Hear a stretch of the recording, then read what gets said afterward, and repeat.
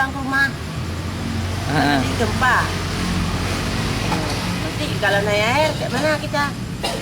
Kata nggak pergi tadi karena sampai lari menggendong anak, bawa barang sedikit apa yang mungkin baju anak.